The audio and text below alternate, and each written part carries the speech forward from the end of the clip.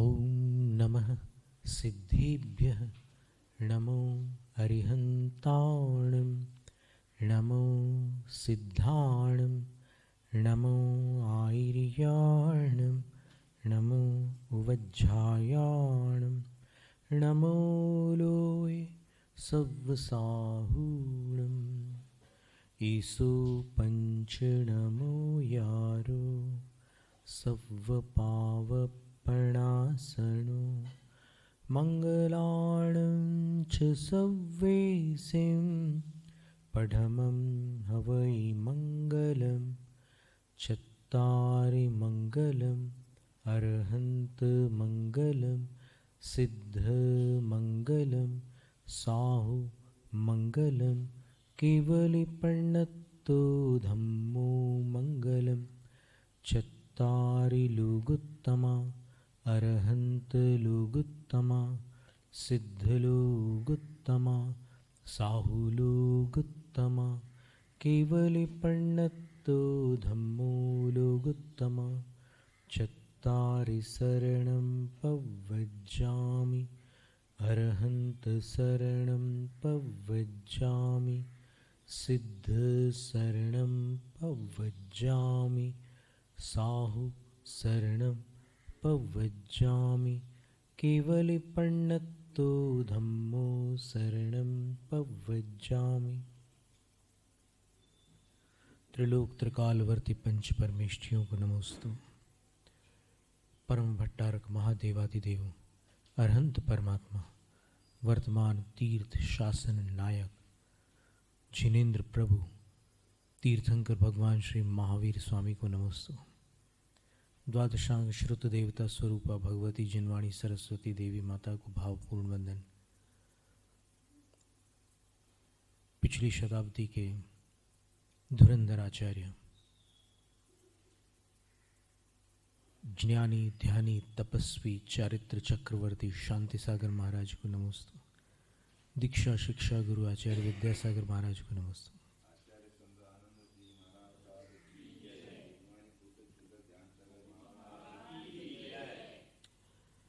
भक्तामर प्रणत मौलि मणिप्रभाणा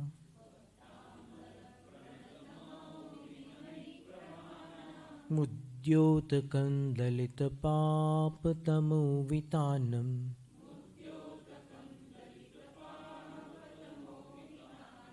सम्यक् प्रणम्य जिनपादयुगं युगादा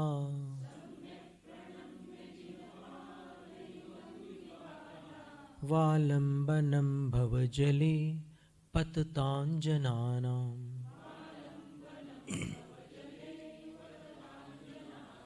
यः संस्तुतः सकलवाङ्मयतत्त्वबोधा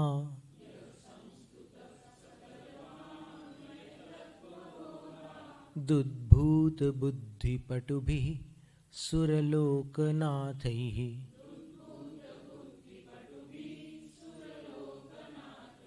स्तोत्रैर्जगत्त्रितयचित्तहरैरुदारैः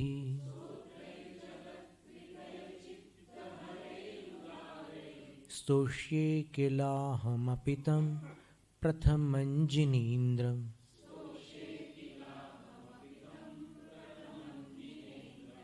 तेईसवें काव्य का पाठ। त्वां मामनन्ति मुनयः परमं पुमांस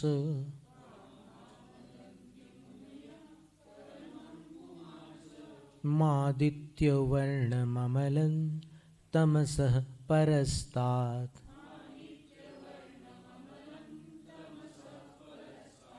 त्वामेव सम्यगुपलभ्य जयन्ति मृत्युम्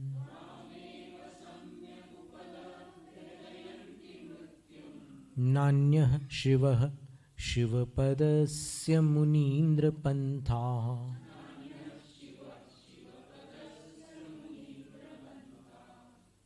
अब 24वां काव्य।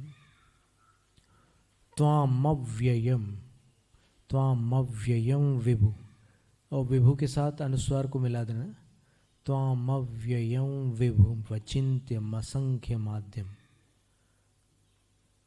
त्वामव्ययं विभुमचिन्त्यमसंख्यमाद्यं ब्रह्माण्डमीश्वरमनन्तमनङ्गकेतुं योगीश्वरं विदित। योगीश्वरम का उच्चारण अनुस्वार का व में मिलाना है। योगीश्वरम विदित योग मनेकमेकम, योगीश्वरम विदित योग मनेकमेकम ज्ञानस्वरूपममलम। ज्ञानस्वरूप स्वराघात है। ज्ञानस्वरूपममलम प्रवदन्ति सन्तः त्वामव्ययं विभुमचिन्त्यमसंख्यमाद्यं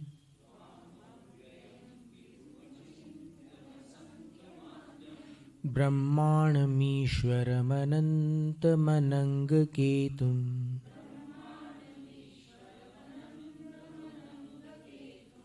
योगीश्वरं विदितयोगमनेकमेकम्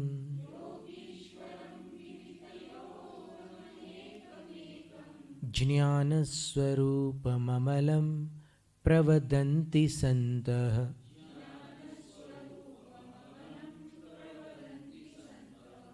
मंद गति से त्वामव्ययं विभुमचिन्त्यमसंख्यमाद्यं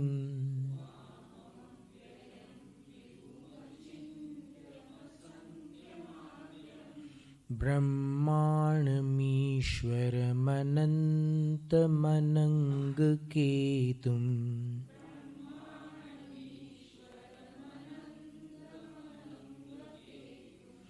योगीश्वरं विदितयोगमनेकमेकम्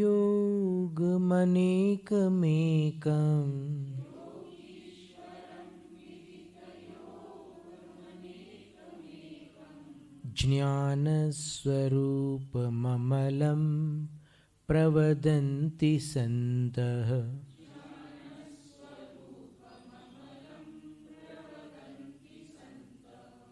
इसमें संबोधन नहीं है, पिछले काव्य वाला ही संबोधन अपन लेकर चलते हैं कि हे मुनीन्द्र,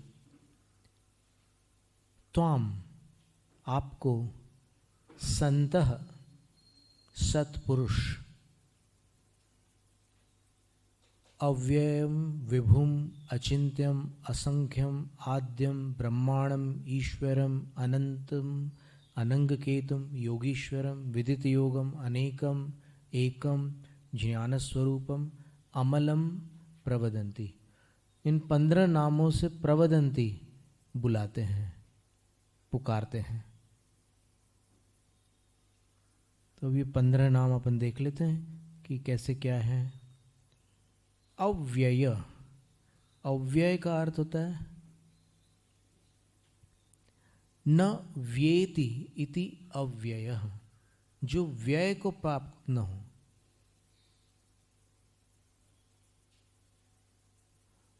जो चीज व्यय को प्राप्त होती है वो एक दिन समाप्त हो जाती है, लेकिन भगवान अव्यय है, अविनाशी है, कभी नष्ट नहीं होते। फिर दूसरा दिया है विभु, विभवती इति विभु, जो समर्थ है, सामर्थ्यवान है, उनको विभु कहते हैं। यानी भगवान सर्वशक्तिमान है। विभु का अर्थ ओमनीपोटेंट, अंग्रेजी भाषा में सर्वशक्तिमान।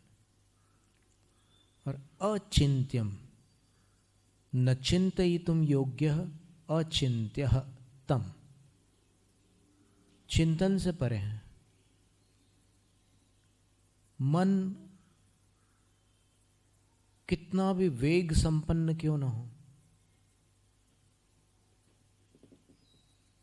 भगवान का चिंतन इस मन से संभव नहीं है, क्योंकि मन की सीमा रेखा से भगवान परे है। इतना विराट है उनका स्वरूप कि उतना विशाल स्वरूप मन में नहीं समा सकता।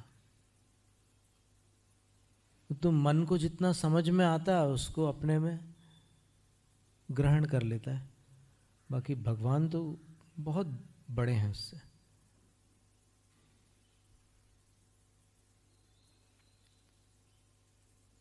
भक्त भगवान क्यों बन जाते हैं? तो अगर इसका अलंकारिक उत्तर चाहो तो अलंकारिक उत्तर ये है कि भक्त को भगवान के गुणों में इतनी लगन होती है कि वो उन गुणों को और जानना चाहता है, समझना चाहता है और उनकी भक्ति करना चाहता है। और ऐसा करते करते जब वो अनंत गुणों को जानने लग जाता है तो उसकी एक विशिष्ट प्रक्रिया होती है। साथ में वो आराधना करता है, साधना करता है, तपस्या करता है, सब कुछ करता है, ध्यान करता है। तो उस प्रक्रिया से गुजर कर जब वो भगवान के सभी गुणों को जानने लग जाता है तब वो स्वयं भगवान होता है। क्योंकि भगवान के सभी गुणों को जानने के लिए मन समर्थ नहीं है। केवली को जानने के लिए केवली होना आवश्यक है।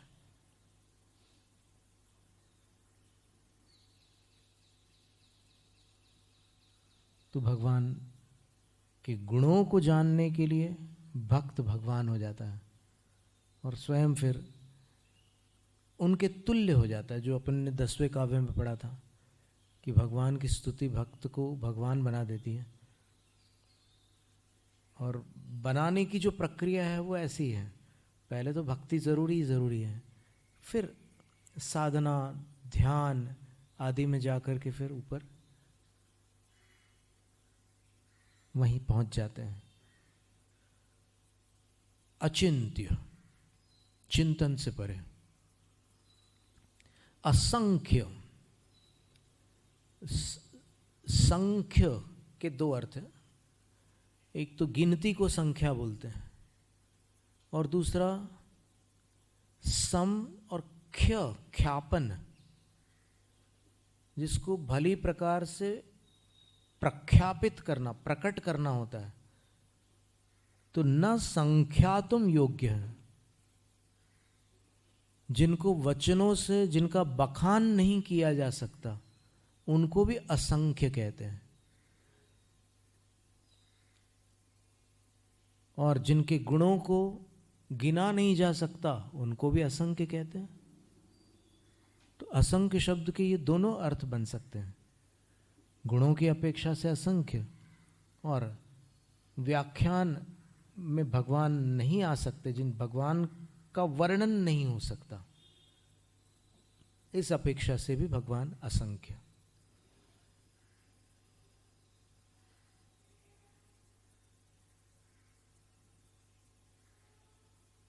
व्याख्या नहीं हो सकती जिनकी, इसलिए वो असंख्य है। वहां पर संख्या का अर्थ व्याख्या लेना और संख्या का दूसरा अर्थ तो गणना है, दोनों अर्थ घटित होते हैं। फिर आद्यम, आद्यम शब्द का अर्थ होता है आदौ भवः आद्यः तम, जो सबसे पहले हुए थे उनको आद्य कहते हैं। तो अब भक्तामृत स्तोत्र में 3 स्थानों पर संकेत मिलता है कि ये प्रथम तीर्थंकर की ही स्तुति है। पहले काव्य की 3री पंक्ति में युगादौ एक शब्द आता है, युगस्य कृतयुगस्य आदि इति युगादि तस्मिन् युगादौ। कर्म भूमि का जहां प्रारंभ हो रहा था उस युग में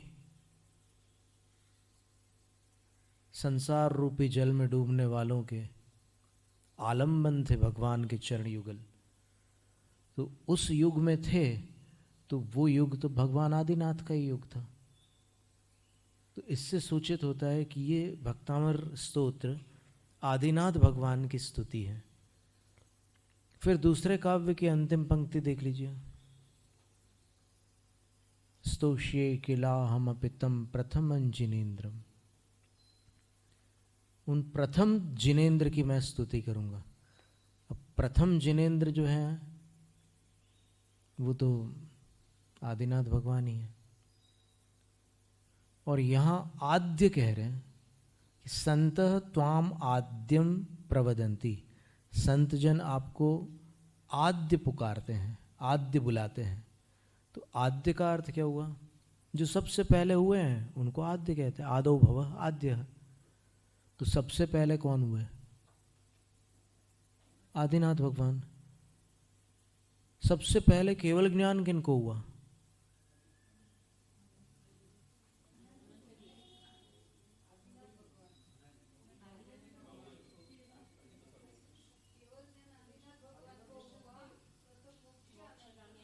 वो बता रहे हैं अभी, प्रश्न जितना है उतना ही रखते हैं। सबसे पहले केवली कौन हुए? फिर सबसे आप लोग जो अभी दिमाग थोड़ा फास्ट जा रहा है आपका, तो आप लोग सबसे पहले मोक्ष कौन गए वहां पर आप तुरंत जाकर के उसका उत्तर दे रहे हैं कि सबसे पहले मोक्ष अनंत वीर्य गए। और आदिनाथ भगवान से पहले बाहुबली भी मोक्ष चले गए थे। तो यहाँ पर मोक्ष कौन गए इसकी बात नहीं चल रही है। सबसे पहले केवल ज्ञान किनको हुआ? तो वृषभदेव भगवान को। क्योंकि तीर्थंकर को केवल ज्ञान नहीं होगा तो फिर वो उपदेश नहीं करेंगे, और उपदेश नहीं करेंगे तो फिर मोक्ष मार्ग प्राप्त नहीं होगा किसी को।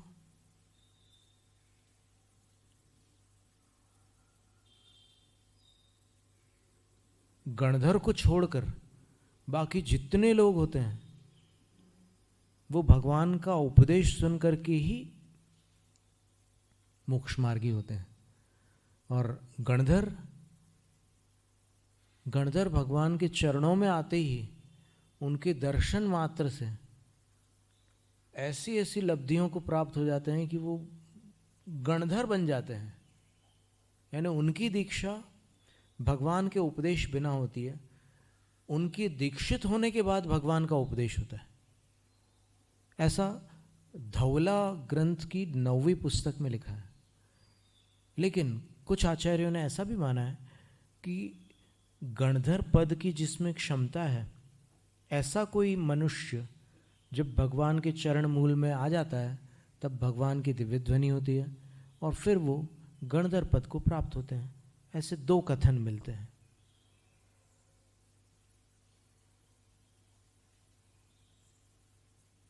तो उत्तर पुराण में पहले उपदेश होता है, बाद में दीक्षा होती है। धवला में पहले दीक्षा लेते हैं, फिर भगवान उपदेश करते हैं।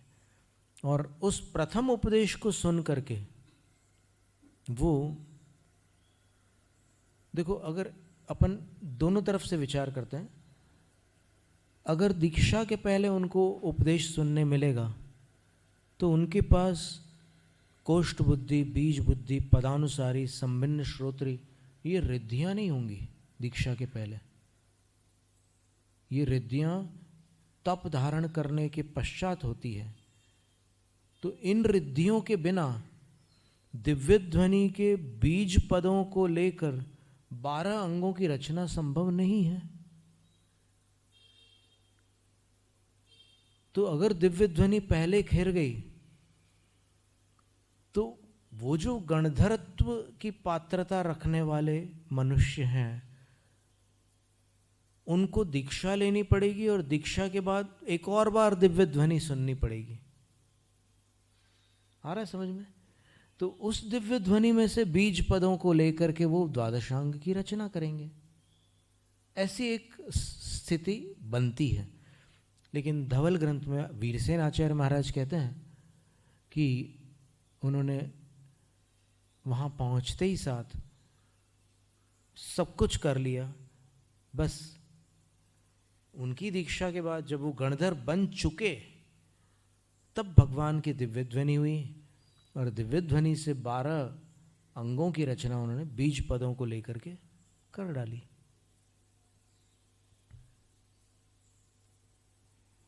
दो बार मुनियों के पास देवलोग आकर के उनकी पूजा करते हैं।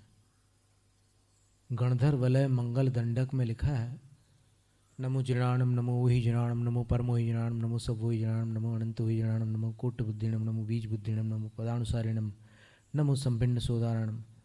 ये जो चलता है पूरा 48 इसमें नमस्कार है।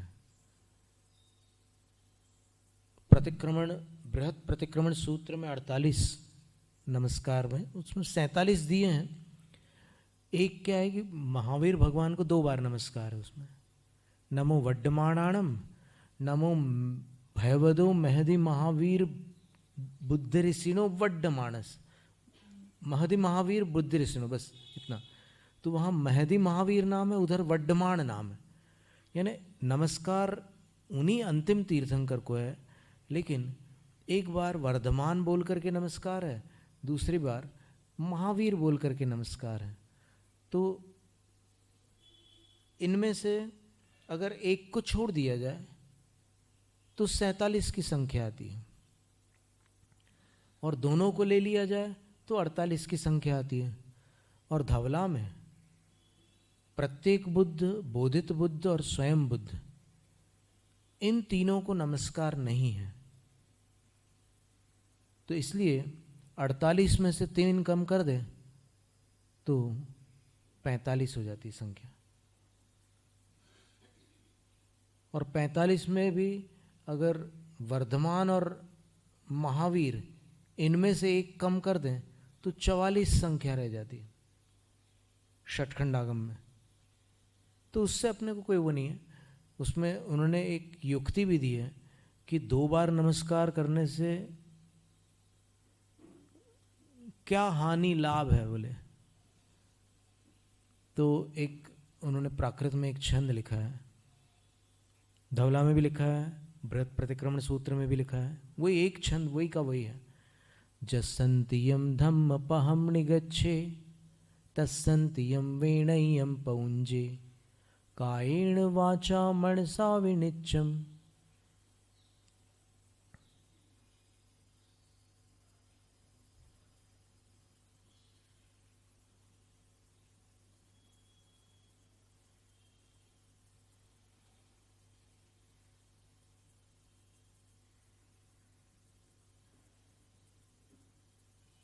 सक्कारयेतं सिर पंचमेण। अंतिम चरण में थोड़ा विलंब हुआ, थोड़ा स्मृति ज्ञानावरण कर्म आ गया था बीच में। तो जसंतियम धम्म पहम निगच्छे, 2 बार नमस्कार क्यों कर रहे हैं महावीर भगवान को? तो आचार्य उत्तर देते हैं कि जिनके निकट, जिन तीर्थंकर के तीर्थ में हमने धर्म मार्ग को प्राप्त किया, तस्संतियम वेणयम पौंज, उनके समीप हम विशेष विनय करते हैं। क्योंकि अपना कल्याण किससे हो रहा है? अपन नाम भी जानते क्या? महावीर भगवान के पहले वाले तीर्थंकरों के नाम अपने को पता थे क्या? महावीर भगवान से ही सब जानकारी मिली अपने को। तो इसलिए महावीर भगवान की अपन निकट से विनय करते हैं और कहते हैं कायेण वाचा मनसा विनिच्चम, नित्य विनय करते हैं। काय से भी करते हैं, वाचा वचन से भी करते हैं, मनसा भी मन से भी करते हैं। और सिर पंचमेण सक्कारे, सिर है पंचम जिसमें, ऐसे नमस्कार पूर्वक उनका सत्कार करते हैं, उनकी पूजा और प्रशंसा भी करते हैं महावीर भगवान की। सिर है पंचम जिसमें, 2 पैर, 2 हाथ और 1 सिर, ऐसे पंचांग नमस्कार पूर्वक उनके अपन पूजा करते हैं। तो ये कारण दिए हैं उन्होंने, तो बड़ी अच्छी बात है।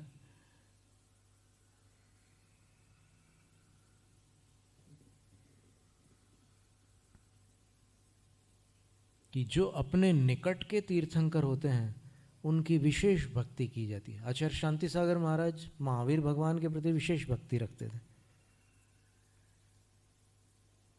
आचार्य समंतभद्र स्वामी महावीर भगवान के प्रति विशेष भक्ति रखते थे। ऐसे कई उदाहरण मिलेंगे आपको।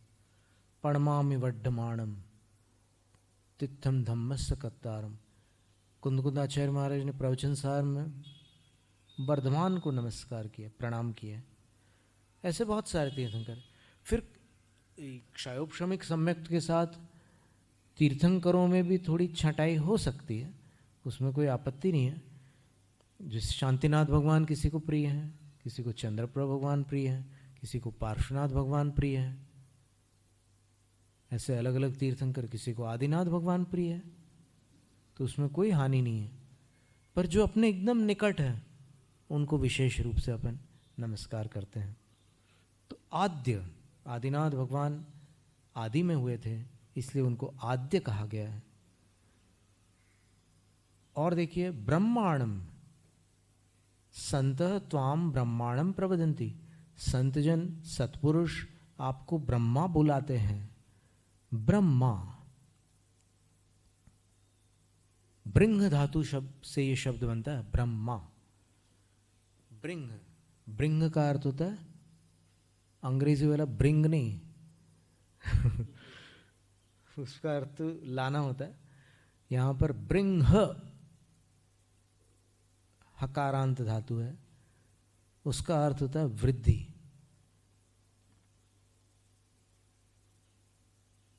तो जो स्व और पर के गुणों की वृद्धि करते हैं वो ब्रह्मा कहलाते हैं। अथवा एक लोकमत ऐसा है कि जो सृष्टि की रचना करते हैं वो ब्रह्मा होते हैं। तो उस अपेक्षा से अपन विचार करें तो आदिनाथ भगवान ने कौन सी सृष्टि को रचा था? तो उसका उत्तर है कि आदिनाथ भगवान ने 2 सृष्टियों की रचना की थी। एक कर्म सृष्टि, कर्म भूमि में जो 6 कर्म होते हैं ना, उनका उपदेश दे करके उन्होंने यहाँ की जो अवस्था थी, ये भोग भूमि प्रतिभागज क्षेत्र था। मतलब यहाँ पर भोग भूमि जा रही थी और कर्म भूमि आ रही थी, ऐसी बीच की हालत थी, बीच की स्थिति थी। तो आदिनाथ प्रभु ने 6 कर्मों का उपदेश दे करके जो आकुल व्याकुल प्रजा है, उन्होंने वर्ण और आश्रम का भी उपदेश दिया, 6 कर्मों का भी उपदेश दिया, भक्ष और अभक्ष का भी परिचय कराया, और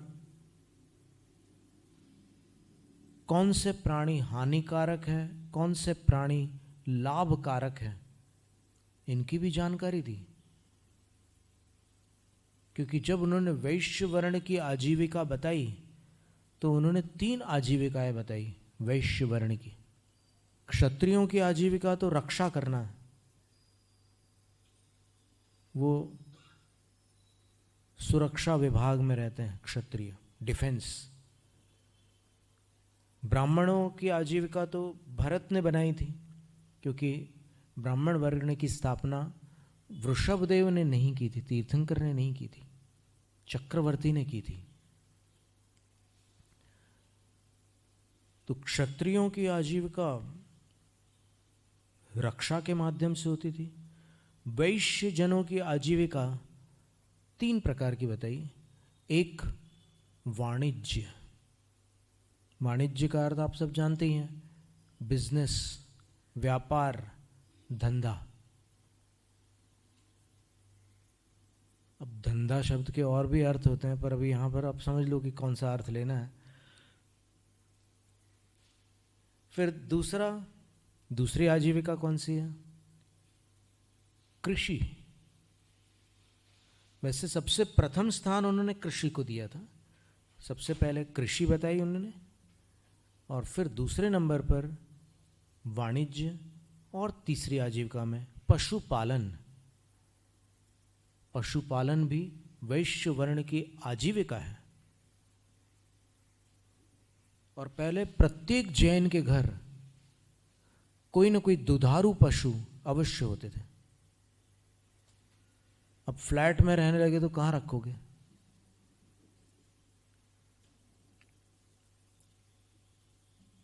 लेकिन भगवान ने यही उपदेश दिया था कि वैश्य वर्ण इन 3 आजीविकाओं से जीवन यापन करते हैं। वर्ण व्यवस्था में ये कथन था।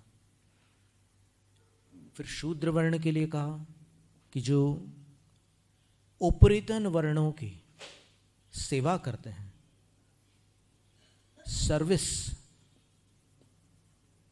वो शूद्र वर्ण होते हैं। शूद्र क्षुद्र नहीं होते, भगवान द्वारा प्रतिपादित आजीविका करने वाले होते हैं। और क्षुद्र जो है वो हल्का काम करने वालों को कहते हैं। हल्का काम यानी जो निंदनीय कार्य हैं, जो न्याय व्यवस्था में अपराध की श्रेणी में समाविष्ट होते हैं, उन कार्यों को करना क्षुद्र प्रवृत्ति है, घटिया काम करना।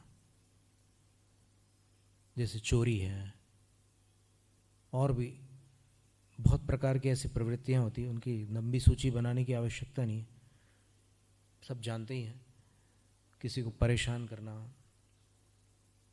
हिंसा करना, व्यसन करना, ये सब क्षुद्र प्रवृत्तियां होती है। तो शूद्र की जो वृत्ति है वो अलग है, और क्षुद्र प्रवृत्ति है वो अलग है।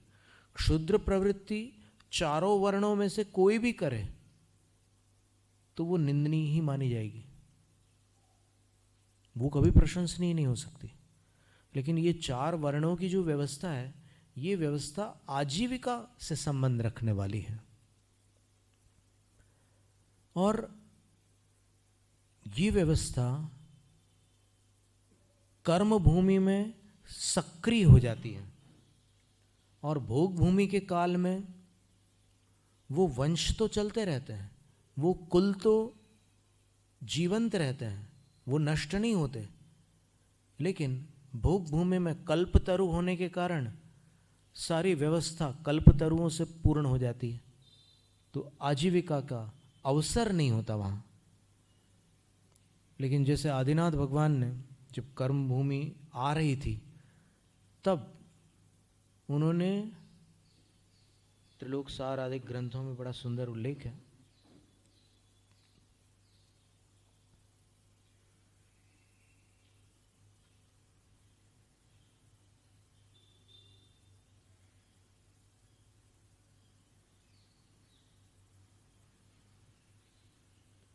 महापुराण में तो लिखा है, उत्पादितास्त्रयो वर्णास्तदा तेनादि वेधसा। उन प्रसिद्ध आदिनाथ भगवान ने, आदि ब्रह्मा ने 3 वर्ण उत्पन्न किए, उत्पादित किए। उत्पन्ना नहीं लिखा, उत्पादित किए। अब ये वर्ण अगर उन्होंने उत्पादित किए तो वर्ण व्यवस्था तो अनादि नहीं ठहरी, क्योंकि आदिनाथ भगवान ने अगर उत्पन्न किए तो फिर वो वर्ण सादी हो गए, अनादि नहीं रहे। इसका उत्तर क्या है? तो इसमें देखें, त्रिलोकसार ग्रंथ में सिद्धांत चक्रवर्ती नेमिचंद्र आचार्य ने कुलकरों के कुल का कथन इस प्रकार किया है। पल्लठन मंतु सिट्ठे तदीये कुलकर नरा पडिस सुधियो सम्मदिखे मंकर धर सीमंकर धर विमलादि वाहणवो शक्खुम जससी अहि चंदो चंदाहो मरुदेवो होदिपसेण जिदंको नाभीत तडंदो वसहो वरदान दो विदेहे बद्धनराऊ खय संदिठी। यह खत्तिय कुल जादा के जाय भरा ओही। त्रिलोकसार में 3 गाथाएं हैं, 792, 793 और 794। अवसर्पिणी के तृतीय काल में पल्य का 8वां भाग शेष रह जाने पर 1/8 पल्य बाकी रह गया तीसरे काल का इस अवसर्पिणी में। तब प्रतिश्रुति, सन्मति, क्षेमंकर, क्षेमंधर, सीमंकर, सीमंधर, विमलवाहन, चक्षुष्मान, यशस्वी, अभिचंद्र, चंद्राभ, मरुदेव, प्रसेन जितांक एवं नाभिराय, यह 14 कुलकर मनुष्य हुए। वृषभदेव नाभि पुत्र थे। विदेह में उत्तम दान से मनुष्यायु बांधने के उपरांत क्षायिक सम्यक दृष्टि बनने वाले उक्त 14 पुरुष, ये 14 कुलकर क्षायिक सम्यक दृष्टि थे। तो विदेह क्षेत्र में इन्होंने दान देते समय तो आयु का बंध बांध लिया, मनुष्य आयु का, और बाद में क्षायिक सम्यक दृष्टि बन गए। यहां भरत क्षेत्र में क्षत्रिय कुलों में आकर उत्पन्न हुए, भोग भूमि में उत्पन्न हुए। ये तो यहां आचार्य कह रहे हैं कि भोग भूमि में भी क्षत्रिय कुल थे जिनमें ये कुलकर उत्पन्न हुए। वैश्य कुलों में उत्पन्न नहीं हुए, शूद्र कुलों में उत्पन्न नहीं हुए, क्षत्रिय कुल में उत्पन्न हुए। इससे स्पष्ट हो रहा है कि अन्य कुल थे, नहीं तो इसको लिखने की आवश्यकता ही नहीं होती। अगर अन्य कुल नहीं होते तो ये क्यों लिखते कि क्षत्रिय कुल में उत्पन्न हुए, भोग भूमि में उत्पन्न हुए, इतना ही लिख देते। लेकिन नहीं, ते खत्तीय कुल ज्यादा लिखा है, वो क्षत्रिय कुल में जन्मे। तो भोग भूमि में भी ये कुल चले आते हैं, उनमें कोई जाति स्मरण और कई अवधिक ज्ञान से युक्त थे। ये कुलकर जाति स्मरण वाले थे कुछ, और कुछ अवधिक ज्ञानी थे। तो ये एक चर्चा बीच में आ गई।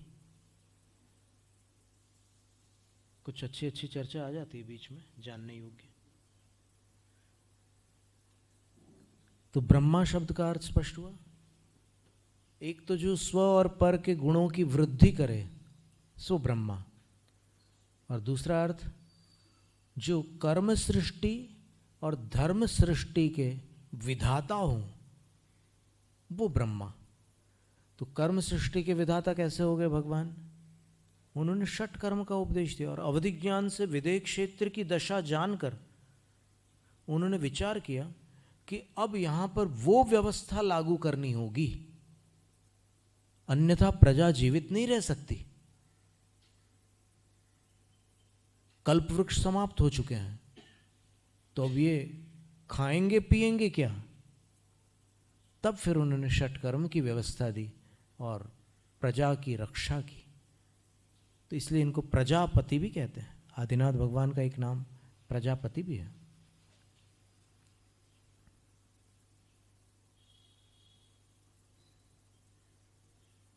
और धर्म सृष्टि की रचना कैसे की? धर्म तो अनादि है, लेकिन अनादि होते हुए भी ये भरत और ऐरावत में वो कर्म भूमि के काल में रहता है और भोग भूमि के काल में सब समाप्त हो जाता है। उस समय कोई व्रती नहीं होते, कोई शास्त्र नहीं होते, कुछ नहीं, सब खाली खाली हो जाता है। सिर्फ कल्प वृक्ष होते हैं और इंद्रियों के सुख साधन होते हैं। तो भगवान ने कर्म सृष्टि की रचना की और धर्म सृष्टि की रचना की। जब उनको केवल ज्ञान हुआ तब उन्होंने धर्मोपदेश देकर इस भरत क्षेत्र के आर्य खंड में सर्वत्र भ्रमण किया। और पहली बार तो कैलाश पर्वत पर दिया ही उनने, फिर अन्यत्र जहाँ केवल ज्ञान हुआ उनको वहाँ पहली बार उनका धर्म देशना हुई इनकी, फिर सर्वत्र धर्मोपदेश किया उन्होंने। और पूरी धरती पर धर्म व्याप्त हो गया। उनका धर्म तीर्थ 50 लाख करोड़ सागर प्रमाण था। आधा चौथा काल आदिनाथ भगवान का ही काल चल रहा था। कोई कल्पना कर सकते हैं क्या? 50 लाख करोड़ सागर, कितना बड़ा काल है। और हरिवंश पुराण में जिनसेन आचार्य लिखते हैं कि उनके काल में भरत क्षेत्र से सर्वार्थ सिद्धि जाने वाले घट गए थे, क्योंकि वो प्रथम तीर्थंकर थे और उनका तीर्थ इतना प्रभाव संपन्न था कि अधिकांश लोग मोक्ष चले जाते थे, तो सर्वार्थ सिद्धि कम पहुंच पाते थे।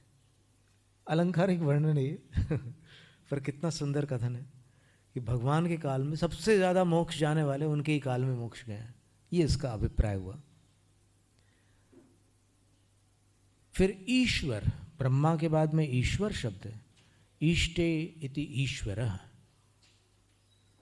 जो ऐश्वर्य संपन्न होते हैं उनको ईश्वर कहते हैं। ईश्वर शब्द से ही ऐश्वर्य बना है। तो भगवान अंतरंग और बहिरंग दोनों प्रकार के ऐश्वर्यों से संपन्न थे, इसलिए वो ईश्वर कहलाए। बाह्य ऐश्वर्य कौन सा था उनका? प्रातिहार्य और समनुसरण का वैभव उनका बाह्य ऐश्वर्य था। अंतरंग ऐश्वर्य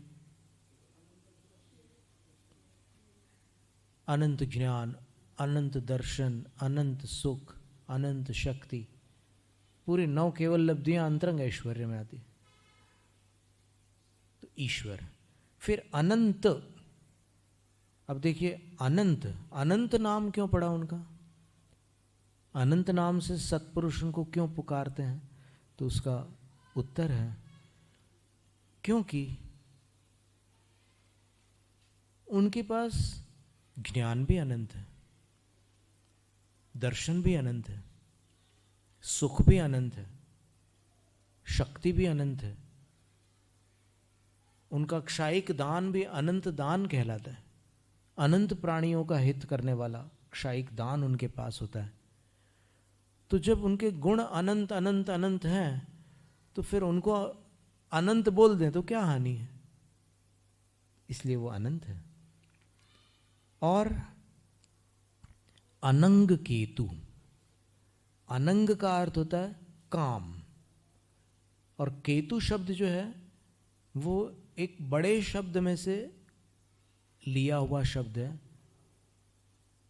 धूम केतु एक शब्द होता है, उसमें से धूम को छोड़ करके केतु ले लिया है। यहां पर केतु ग्रह नहीं है, यहां पर केतु का अर्थ है धूम केतु, लेकिन वो एक व्याकरण के नियम से उसमें से वो धूम शब्द का लोप कर दिया है, मात्र केतु ले लिया है। तो इसका अर्थ हो गया धूम केतु किसको कहते हैं, पहले ये समझ लें अपन, तब तो अर्थ निकलेगा। पहले शब्द समझेंगे तो अर्थ निकलेगा। तो धूम केतु का अर्थ होता है, धूम है केतु अर्थात चिन्ह अथवा पताका जिसकी, उसे धूम केतु कहते हैं। तो धूम किसका, धुआं किसका चिन्ह है? मतलब धुएं से देखकर किसका परिचय मिलता है? अग्नि का। तो अग्नि का नाम धूमकेतु होता है। धुआं है चिन्ह जिसका, धुआं है पहचान जिसकी, वो अग्नि है। तो अनंग केतु का अर्थ हो गया है काम के लिए जो अग्नि के समान थे। काम अपने आप में अग्नि है, लेकिन उस काम को भस्म करने के लिए जो अग्नि के समान थे, वे अनंग केतु। अर्थ ये हो गया कि भगवान काम विजेता है, काम निष्काम है, काम विजेता है।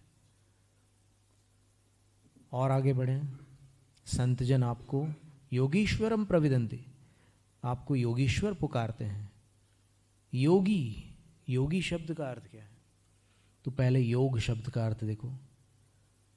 योग का एक अर्थ तो प्रसिद्ध, सारी दुनिया जानती है योग क्या है, लेकिन योग शब्द का केवल वही एक अर्थ नहीं है। आसन, प्राणायाम, मुद्रा और बंध, इसको योग कहते हैं। तो मात्र उतना ही नहीं है। वामन शिवराम आप्टे जी का जो संस्कृत कोश है, उसमें योग शब्द के 32 अर्थ हैं।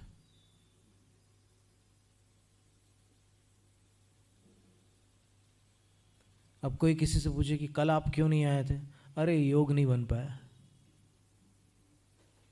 अब यहां पर योग नहीं बन पाया तो क्या शीर्षासन नहीं बन पाई? वहां शीर्षासन, सर्वांगासन, पद्मासन आदि नहीं है। योग नहीं बन पाएगा मतलब ऐसा संयोग नहीं बन पाया। योग का अर्थ संयोग होता है। तो ऐसे 32 अर्थ दिए हुए हैं योग शब्द के। जैन शास्त्रों में और भी कुछ अर्थ हैं। काय वांग मनः कर्म योगा। योग शब्द की परिभाषा तत्वार्थ सूत्र के 6ठे अध्याय के प्रथम सूत्र में दी है। योग किसे कहते हैं? बोले काय वांग मनः कर्म योग। काय, वचन और मन का जो कर्म यानी उद्यम है, उसको योग कहते हैं। स आश्रव, वो आश्रव है, कर्मों का आगमन होता है उससे। तो ये भी एक अंतरंग प्रयत्न होता है मन वचन काय का, उसको भी योग कहा है शास्त्रों में। और किसको योग कहा है? पद्मनंदी पंचविंशति में एक श्लोक है, साम्यम स्वास्थ्यम समाधिश्च योगश्चेतो निरोधनम शुद्धोपि योग इत्येते भवन्ते कार्थवाचकाः। समता भाव, स्व में स्थिर होना, समाधि, आदि व्याधि और उपाधि से ध्यान हटाकर निष्कषाय हो जाना, समाधि। योग, अपने को अपने से जोड़ देना, योग। मन को स्वभाव से जोड़ देना, योग। चेतो निरोधनम, मन को रोक लेना, चेतस का निरोध कर लेना। और शुद्धोपयोग, ये सारे एकार्थक शब्द हैं। तो योग का अर्थ शुद्धोपयोग भी होता है।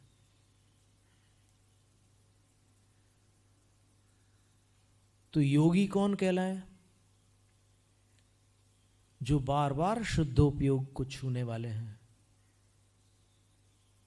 जो बार बार ध्यानस्थ हो जाते हैं, ध्यान ही जिनको प्रिय है, ऐसे साधु, ध्यान प्रेमी साधु योगी कहलाते हैं।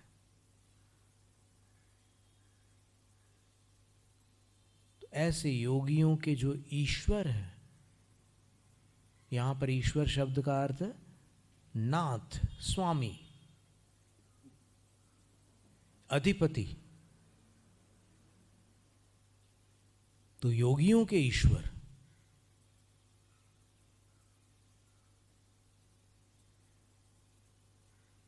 ईश्वर शब्द का अर्थ यहां पर योगियों के ध्येय भी लिया जा सकता है, क्योंकि योगी ईश्वर का ध्यान करने वाले होते हैं। और यहां पर वो ईश्वर कौन है? आदिनाथ भगवान। तो योगी के ध्यान के ध्येय योगी ध्याता है,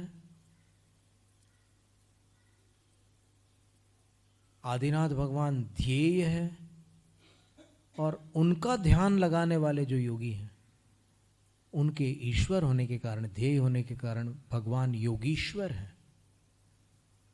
विदित योग, विदित योग का अर्थ है, विदित यानी प्रकट है, प्रख्यात है, विख्यात है योग जिनका। भगवान ने जैसी दीक्षा ली, 6 महीने के लिए योग में स्थित हो गए वो। तो उनका वो 6 महीने का योग इसलिए विख्यात हो गया कि उनके साथ 4000 लोगों ने भी दीक्षा ले ली थी, लेकिन वो सारे के सारे अचल नहीं रह सके, भगवान के समान स्थिर नहीं रह सके, सब विचलित हो गए, सब छोड़ छाड़ के चले गए। किसी को भूख सहन नहीं हुई, किसी को प्यास सहन नहीं हुई, किसी को गर्मी सहन नहीं हुई, किसी को शीत सहन नहीं हुई, किसी को मच्छरों की बाधा सहन नहीं हुई। इन परीक्षाओं से वो विचलित हो गए। लेकिन जब वो अनर्गल प्रवृत्ति करने लगे तब वन देवताओं ने उनको सचेत किया, वन देवता ने उनको सचेत किया कि भगवान की मुद्रा में विपरीत चेष्टा मत करो।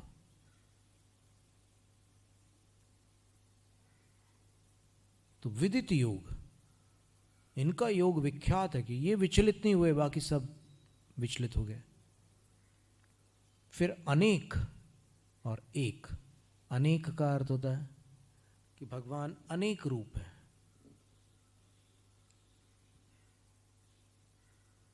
कैसे अनेक रूप है? भगवान दर्शन रूप भी है, भगवान ज्ञान रूप भी है, भगवान सुख रूप भी है, अनेक रूप है। लेकिन तो भी एक है। जीव द्रव्य की दृष्टि से अपन गणना करें तो भगवान अपने आप में एक है, आदिनाथ भगवान। जैन मान्यता में गॉड इज वन, ये मान्यता नहीं है।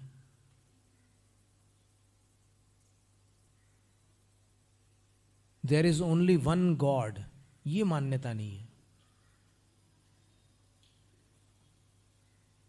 The nature of God is one, ये मान्य है कि भगवान का जो स्वभाव है वो एक है, चाहे आदिनाथ भगवान हो चाहे महावीर भगवान हो। भगवान के जो गुण हैं वो एक है, अपेक्षा से एकता है। लेकिन जीव द्रव्य की गणना करो तो अलग अलग है वो। और सिद्धालय में अनंतानंत सिद्ध भगवान है, कैसे एक कह दोगे आप? क्षेत्र की अपेक्षा से एक हो सकता है वो? एक माही नेक राजे, ऐसी पंक्ति आती है। उसी स्थान पर कोई दूसरे सिद्ध हो गए तो वो भी वहीं जाकर के समा जाएंगे। वहां पर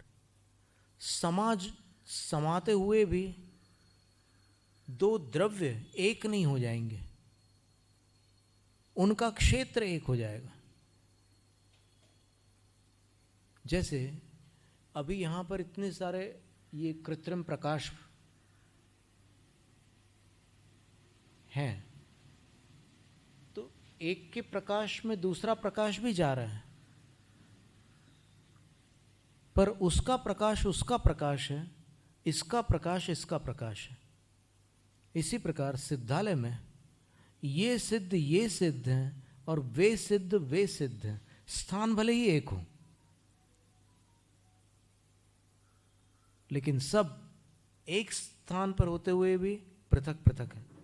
और जिस स्थान पर ये जो शीर्ष भाग है संसार की अपेक्षा से, ये सिर वाला हिस्सा था उनका, तो वो सबसे टॉप पे रहता है। तो उसी स्थान पर अगर और अनंत जीव मोक्ष चले जाएं तो वो सब अंत में जाकर सिद्धालय में सब एक स्थान पर, जो वहां से मोक्ष गए उन्हीं की बात कर रहे हैं हम। नहीं तो पार्श्वनाथ भगवान की टोंक से जो पहले मोक्ष गए थे उनके साथ ही पार्श्वनाथ भगवान वहां ऊपर विराजमान, अभी अकेले नहीं है पार्श्वनाथ भगवान वहां। एक एक स्थान पर अनंत सिद्ध हैं, वो वहां विराजमान है।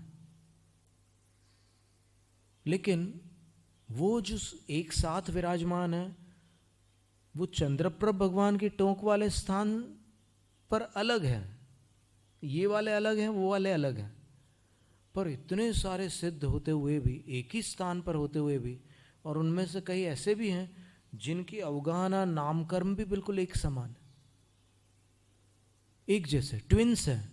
और एक ने आकर पहले मोक्ष प्राप्त कर लिया, दूसरे ने वहीं आकर के मोक्ष प्राप्त कर लिया, एकदम सेम शेप और सेम दिशा में मुंह करके मोक्ष चले गए दोनों।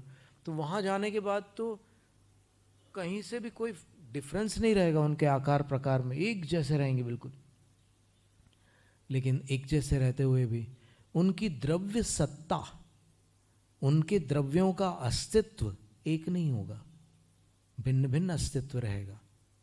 जैसे आप सब्जी बनाते हैं तो सब्जी में जलांश भी होता है, सब्जी में मसाले भी होते हैं, सब्जी में नमक भी होता है, सब्जी में घी आदि चिकनाई वाली वस्तु भी होती है, सब्जी में महाराष्ट्र में मूंगफली वगैरह का वो भी रहता है समावेश, और मिर्च आदि भी रहते हैं, सब कुछ रहता है। तो एक चम्मच सब्जी आप अगर मुंह में डालते हैं तो वो हर चीज़ उसमें रहती है, पर हर चीज़ होते हुए भी लौकी मिर्च नहीं है, या फिर परवल मिर्च नहीं है, डोडका मिर्च नहीं है, मूंगफली पानी नहीं है, और जीरा नमक नहीं है। वो सब मिश्रित होते हुए भी भिन्न भिन्न है। इसी प्रकार सिद्धालय में सिद्ध भी एक स्थान पर होते हुए भी अलग अलग है।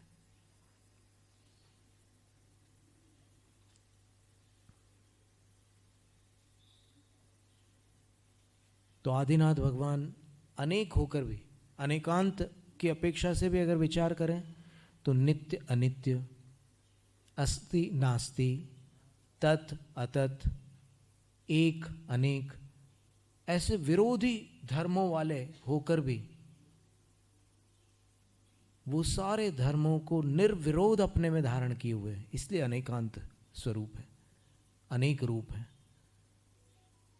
भगवान स्वचतुष्टय की अपेक्षा अस्थि रूप है, पर चतुष्टय की अपेक्षा नास्ति रूप है। आदिनाथ भगवान है, आदिनाथ भगवान अजितनाथ भगवान नहीं है। तो नास्ति धर्म भी आ गया, अस्थि धर्म भी आ गया।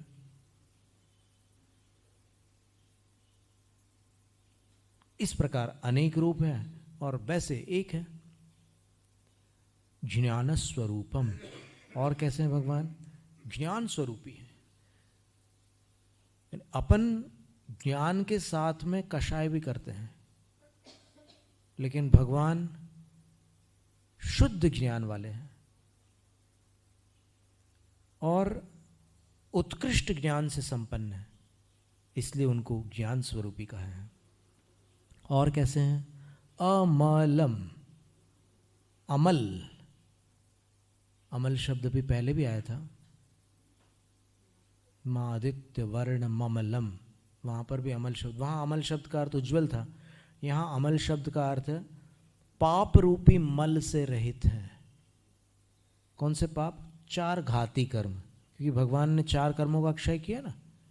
वैसे तो नाम कर्म की 13 प्रकृतियों का भी उन्होंने क्षय किया है। आयु कर्म की 3 प्रकृतियों से भी वो रहित है, उनको कभी भी वो प्रकृतियां छू नहीं सकती। नरकायु, मनुष्य, नरकायु, तिर्यगायु और देवायु, इन तीनों का स्पर्श नहीं हो सकता। उनमें मनुष्यायु का उदय रहता है भगवान में।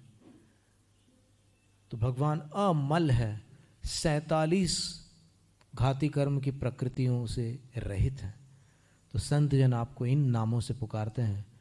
कितने नाम हो गए? 15। आद्य अमल मद मदन विनाशक, ज्ञान स्वरूप अनंत अनेक, अचिंत्य अव्यय असंख्य ब्रह्मा, विभु योगीश्वर ईश्वर एक, विदित योग मिल सारे सार्थक, नाम आपके सुख के धाम, सदा आपको संत पुकारे, लेकर के यह 15 नाम। जय जय आदिश्वर स्वामी, घट घट के अंतर्यामी, जय जय आदिश्वर स्वामी। शिवपथ गामी जग नामी।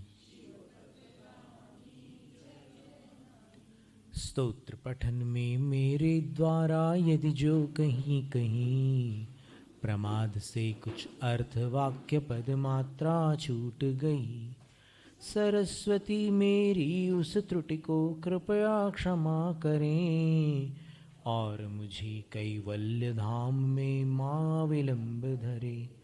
वांछित फलदात्री चिंतामणि सदृश मात तेरा, वंदन करने वाले मुझको मिले पता मेरा। बोधि समाधि विशुद्ध भावना आत्म सिद्धि मुझको मिले और मैं पा जाऊँ माँ मोक्ष महासुख को।